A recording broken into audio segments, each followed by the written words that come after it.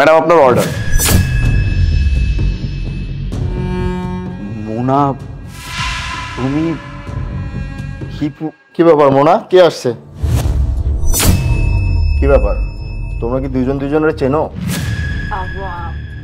ইয়ে মানে ফ্রেন্ড, ভার্সিটিতে আমরা একসাথে পড়তাম। ও আচ্ছা, ভার্সিটি লাইফের ফ্রেন্ড। তো আসুন, ভেতরে আসুন, বসুন। না না ভাইয়া, আমার তো অনেকগুলো কাজ বাকি আছে, এখনো অনেকগুলো ডেলিভারি করতে হবে। আরে ভাইয়া ঠিক আছে, বুঝলাম তো, এগুলো ডেলিভারি তো আপনি পরেও করতে পারবেন, তাই না? ফ্রেন্ডের বাসায় এতদিন পর আসছেন, না বসলে কেমন দেখায় না?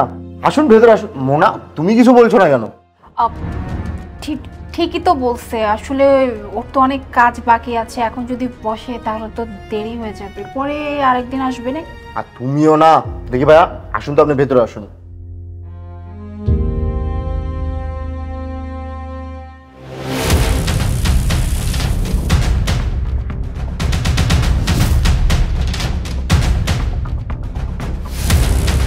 তারপর ভাইয়া বলুন, কি অবস্থা? আপনাদের ফ্রেন্ডশিপ সম্পর্কে কিছু বলুন। আসলে মোনা তো ওর ব্যাপারে কিছু বলে না কখনো। আচ্ছা, তার আগে আপনি বসুন, আপনার জন্য আমি পানি নিয়ে আসি।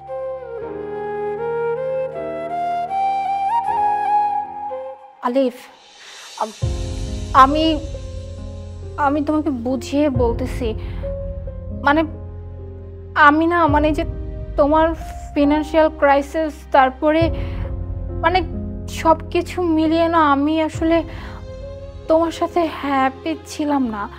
আর এসবের জন্য আসলে আমি কখন কিভাবে কি করে ফেলেছি, মানে আমি এই ফাঁদে কিভাবে পা দিলাম আমি না নিজেও জানি না। মানে ওর সাথে আমি কখন জড়িয়ে গেছি আমি না বুঝতে পারি না। আমি শুধুমাত্র মানে ভালো থাকার জন্য, ভালো পোশাক আশাক পরার জন্য আমি ওর সাথে রিলেশনে আসছি। আমি আসলে তোমার এই দারিদ্রতা আমি নিতে পারতেছিলাম না, মানে আমার খুব কষ্ট হচ্ছিল। I am sorry. কতদিন হ্যাঁ, সম্পর্কটা কতদিনের? 6 মাস।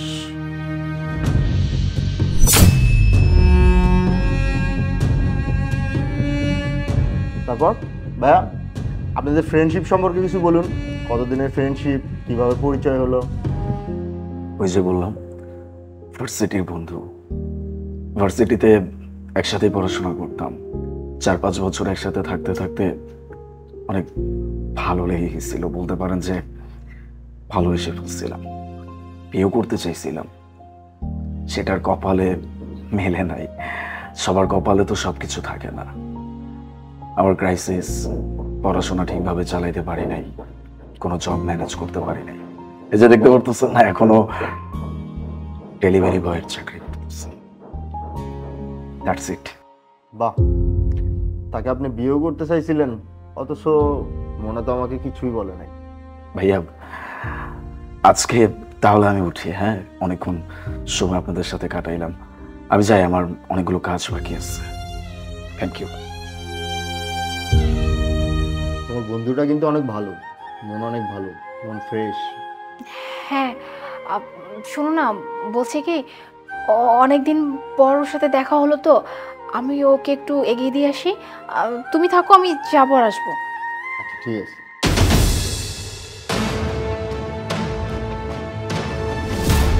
আলিফ শোনো না, আলিফ, আলিফ দাঁড়াও, আলিফ, আলিফ, আই এম সরি, আমাকে মাফ করে দাও আলিফ।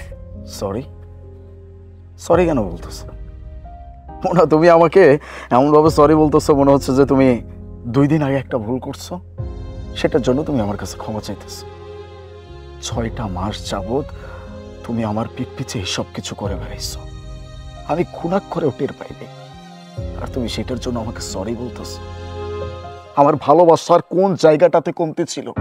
হ্যাঁ, আমি মানতেছি যে আমার কাছে টাকা পয়সা নাই, আমি তো চেষ্টা করতেছিলাম মোনা, আমি কোন বিষয়টাতে চেষ্টা করি নাই? জব ট্রাই করছি, বিজনেস ট্রাই করছি, কিচ্ছু হয় নাই। শেষমেশ ডেলিভারি বয়ের কাজ করতেছি, তাও আবার শুধুমাত্র তোমার জন্য। আমার বাবার কি কম কিছু আছে? হ্যাঁ, এত বড় বিজনেস, এত বড় বাড়ি, সব কিছু রেখে আমি শুধুমাত্র তোমাকে ভালোবাসি বলে আমি চলে আসছি। আমি চাইলে আমার নিজের বাবার ব্যবসাটা আমি সামলাইতে পারতাম, আমি সেটা করি নাই। আর তুমি আমাকেই ছেড়ে দিলা। আজকে মোনা তুমি একটা জিনিস আবারও প্রমাণ করে দিছো, মেয়ে মানুষ ভালোবাসার জন্য না, ভালোবাসার পাগল না, মেয়ে মানুষ টাকার পাগল। আলিফ প্লিজ তুমি আমাকে এভাবে বলো না, আমি নিতে পারতেছি না।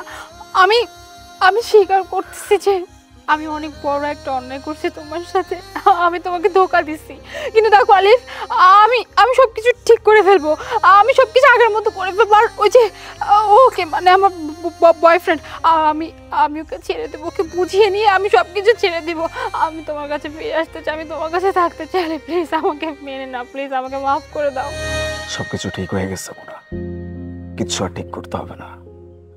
আমি তোমাকে ডিভোর্স দিয়ে দিব। আলিফ আলিফ